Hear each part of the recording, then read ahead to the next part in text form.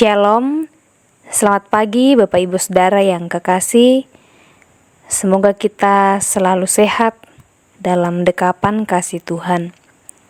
Bersama-sama di pagi ini kita akan kembali disegarkan oleh kebenaran firman Tuhan yang diperdengarkan dari Bukit Sion Makale. Sebelum kita membaca firman-Nya, kita berdoa. Kami bersyukur kepadamu ya Tuhan kami, Engkau sungguh baik dalam kehidupan ini. Terima kasih kami boleh dijaga, dilindungi dalam sepanjang peristirahatan kami, sehingga di pagi yang indah ini kembali Tuhan membangunkan kami dalam tubuh yang sehat dan segar.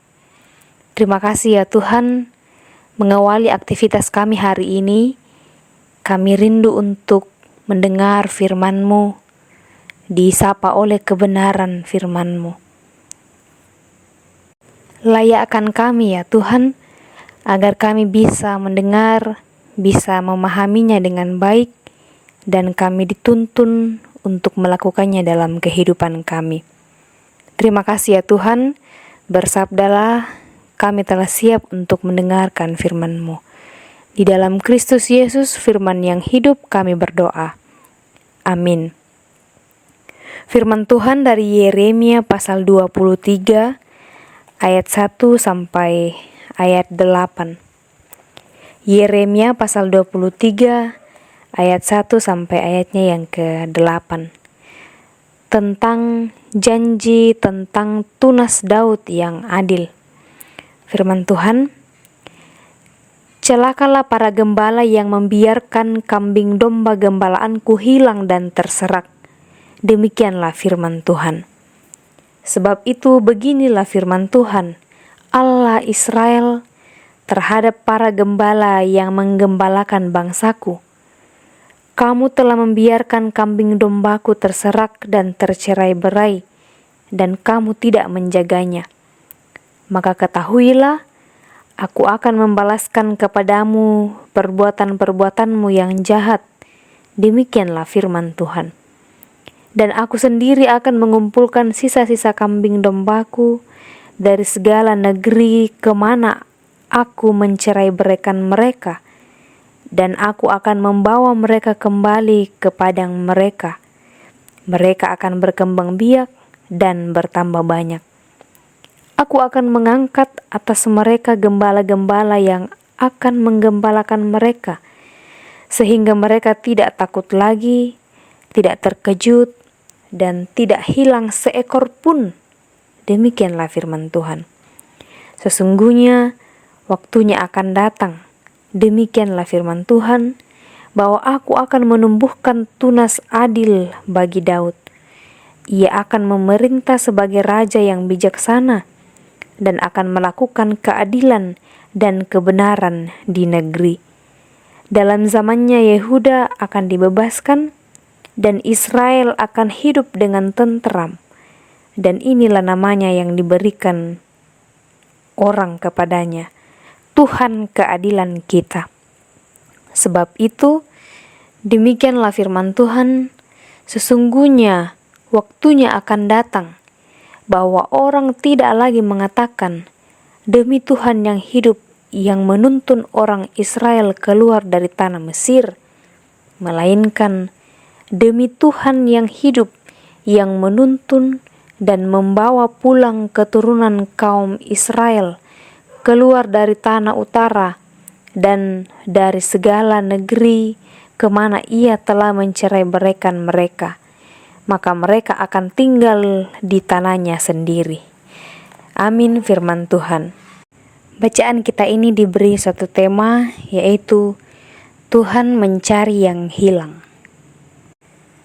Bapak Ibu Saudara, kalau kita perhatikan baik-baik di dalam Alkitab, gambaran yang paling sering dipakai Allah untuk menggambarkan hubungan antara kita dengannya adalah menggambarkan dirinya sebagai gembala, dan kita digambarkan sebagai domba-dombanya. hubungan antara gembala dan domba itu menggambarkan suatu hubungan yang intim, hubungan yang akrab.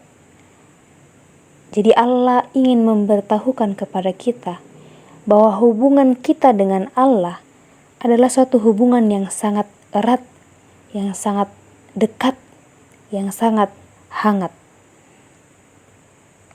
Juga bisa kita lihat di Mazmur 23 yang dikatakan bahwa Tuhan adalah gembalaku, tak akan kekurangan aku.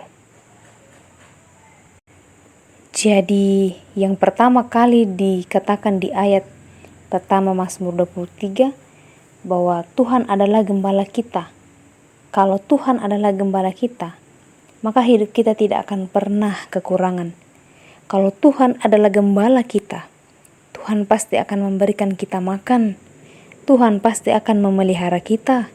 Tuhan pasti akan memimpin hidup kita, akan memimpin bisnis kita, pekerjaan kita, akan memimpin kita dalam keluarga. Tuhan akan memimpin anak-anak kita.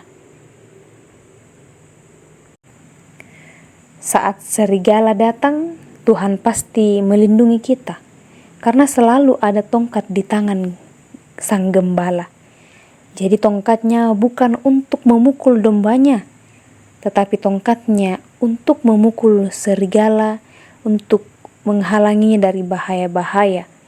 Jadi Mazmur 23 ini sangat indah sekali, karena menggambarkan hubungan yang intim, hubungan yang akrab antara gembala dan dombanya. Allah yang kita sembah bukanlah Allah yang melupakan dan meninggalkan kita domba-dombanya. Allah yang kita sembah adalah Allah yang selalu mencari dan mengumpulkan kita.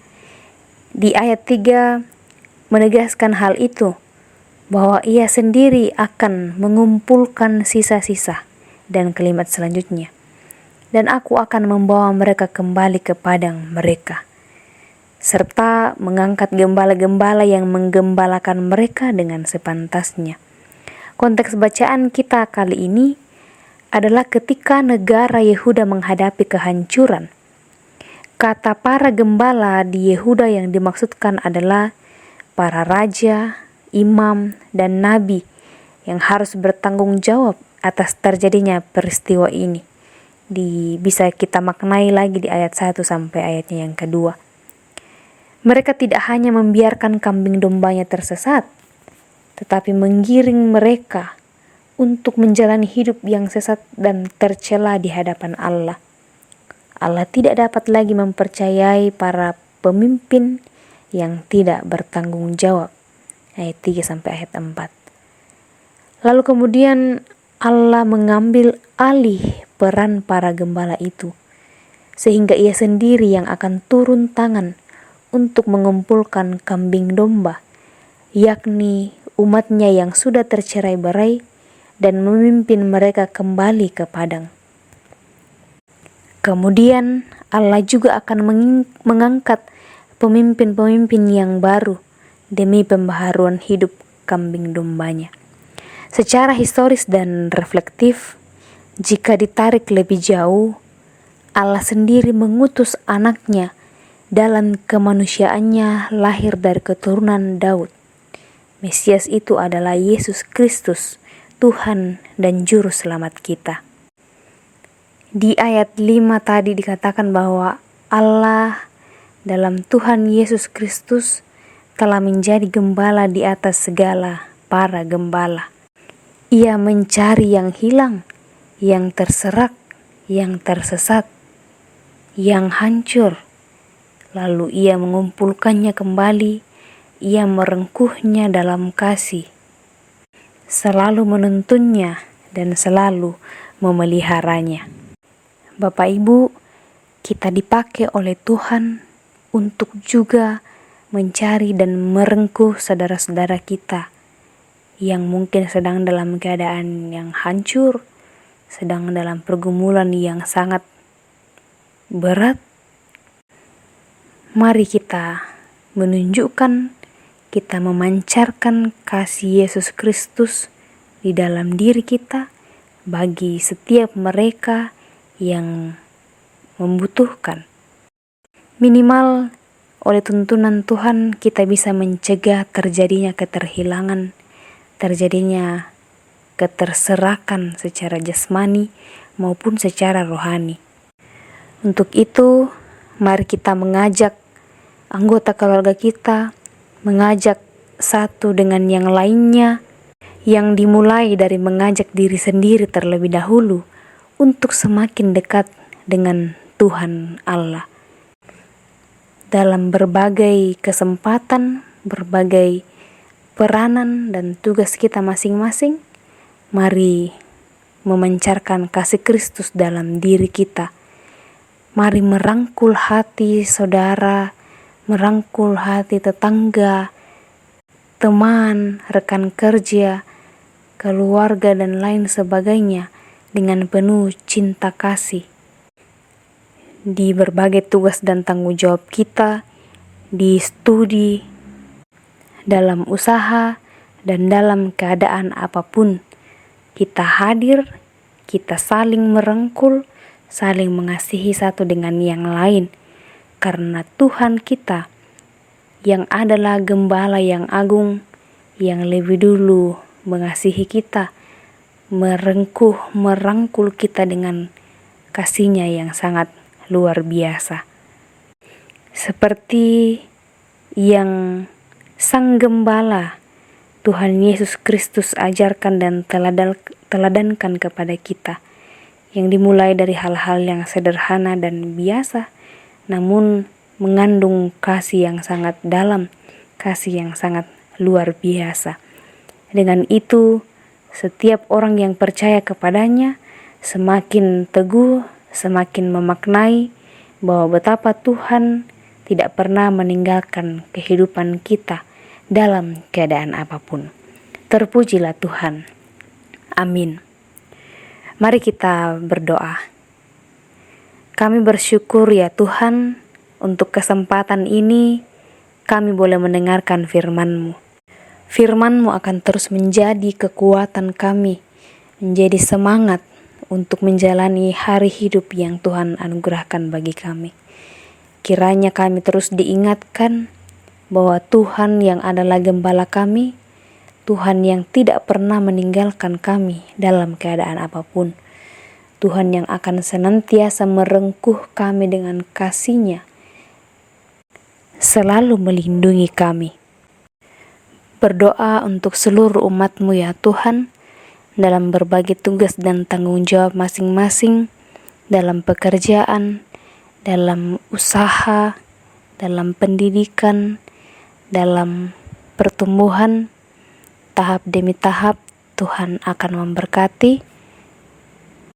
Semoga semuanya boleh berjalan baik sesuai dengan yang Tuhan kehendaki di dalam kehidupan kami. Untuk setiap pencapaian kami, keberhasilan kami, ajar kami ya Tuhan untuk senantiasa memaknai bahwa semua hanya karena kelayakan dari Tuhan semata. Untuk itu, ajar kami untuk terus mengucap syukur hanya kepada Tuhan saja. Berdoa untuk orang tua kami yang sedang menjalani masa-masa lansia. Kami percaya Tuhan selalu bersama dengan mereka, menopang mereka. Kiranya iman kepercayaan diteguhkan oleh Tuhan dan tetap mengandalkan Tuhan dalam kehidupannya. Bagi hamba-Mu, dimanapun mereka berada, yang sedang dalam keadaan yang sakit, Tuhan berkati mereka. Kami percaya setiap hal yang mereka usahakan, setiap alat dipakai untuk Tuhan sehingga mendatangkan kesembuhan bagi mereka. Kami akan melakukan aktivitas kami hari ini. Kami percaya Tuhan terus bersama-sama dengan kami. Kami bersyukur, bermohon dalam Kristus Yesus, itulah Tuhan dan Juru Selamat kehidupan kami. Amin. Demikianlah renungan kita di pagi ini. Terima kasih, Tuhan memberkati kita. Selamat pagi.